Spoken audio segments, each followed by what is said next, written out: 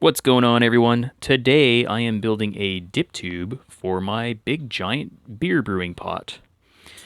And of course, I'm too cheap to buy one because they're kind of expensive. They're about $20 to $30 depending on where you look. And then there's shipping on top of that. So as a DIYer, I've got all these spare parts lying around, and I kind of went through my bins and I found some stuff that I think will work okay. This is my ball valve here, and basically, let me just put the camera down. I'll show you what I'm going for here. Okay, so basically, I'm going for something that looks like that, and I don't know. I think that looks pretty cool, but we'll see how it works. So I'm going to solder this together, and I'm also going to make it so it comes apart easily, so that you can clean it and make it easier for assembling and disassembling. And this fitting right here is from an old sink. So I recycled one of those old white laundry sinks that you normally see in a basement or something. And yeah, I just cut those pieces apart and got some free fittings there. So that was kind of nice. Normally you would maybe want some stainless steel for brewing, but the odd brass piece, I don't know. To me, is not that big of a deal. I do have another pot. Let me just go to that for a second. Here's my other pot here. It's just your basic keg converted into a kettle or pot, whatever you want to call it. I've got a ball valve down there, and on the inside, this this half-inch copper piece fits right into that stainless steel fitting right there. So it's a little bit loose, but I think with some Teflon tape, it'll snug up quite nicely. Yeah, so I just wanted to show you this because I think it'll work for the stainless steel fittings as well. Of course, fittings are a really finicky thing, and they can be pretty annoying to get right sometimes. But I think that looks pretty good. All right, so let's go ahead and get to the soldering. And this is the solder that I have here. I actually ran out, so I did have to buy that. Those, I think that was about like $18 or something here in town. So that's lead free, so safety first. And I'm going to solder this piece kind of on the edge of that brass thing there. But I did drill it out a little bit with one of these step drills. The brass is a lot thicker than the stainless steel, so this half-inch pipe didn't slide in like it did with the stainless steel. So I just that's why I kind of drilled into it there. So this will sit nicely in there about an eighth of an inch. It's not very far, but that gives me enough to solder into place, and it'll be strong enough for what I'm using it for. So I'm just gonna get some flux on these pieces first here. I already cleaned them up pretty good with the with some sandpaper and whatnot, so.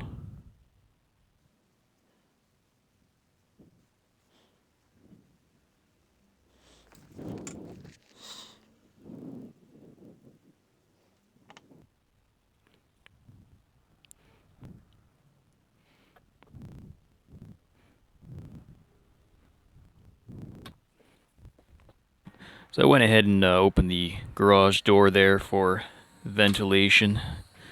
So you might hear the neighbors there. And we'll just work on getting this heated up. And to check if it's hot enough, I usually just take my solder and see if it starts streaking the copper like that. If it doesn't, it's not hot enough. If it does, then you should be good to go. Probably just take a couple minutes here. My propane is running pretty low. Okay, so I just did the streak test there. So it should be hot enough. Just do a couple more seconds here. You can see that I just barely touched that and it went right in there. So we've got a pretty good temperature there.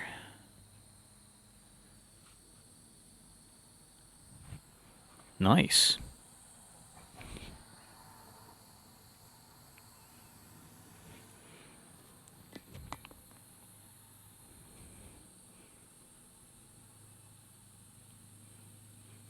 I'm putting a little extra, just because it's not the deepest joint there.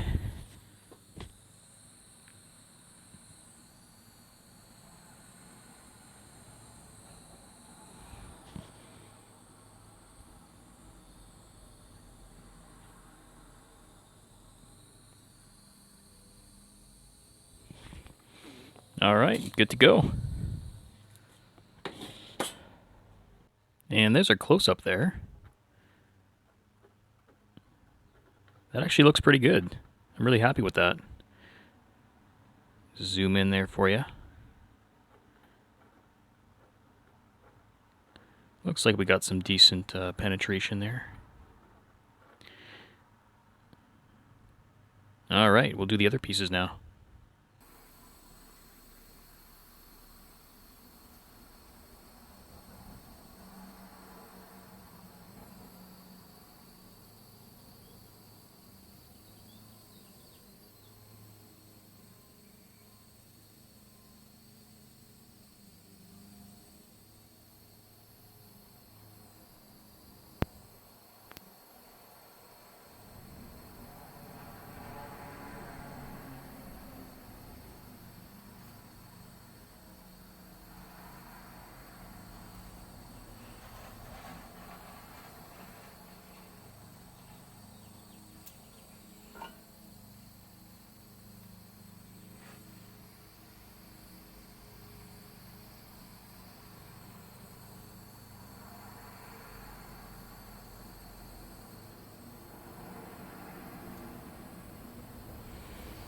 So that is looking pretty good so far. So I'm going to go ahead and clean it up and show you the finished product. All right, there it is. Looking pretty nice, actually. I shined that up with some steel wool. I'll probably end up soaking it in vinegar overnight just to make sure all the flux is out of there. I do like to put double nuts on my ball locks. Find it's a lot more sturdier in the pot. And yeah, that just pops out. I'll just wrap some plumber's tape around there. That I think it's Teflon tape, right? Anyways, that'll make it nice and snug when I put that on there. And it allows me to kind of move it around in the pot as well. So yeah, I think this actually worked pretty well. I think I saved myself probably about $30 plus shipping. I'm from Canada, so you know everything seems to be more expensive over here for some stupid reason. So yeah, if I can make something and save some money, I will. I'll probably make a second one for my Kettle, and yeah, then that's a savings of $60. I've still got some spare parts there.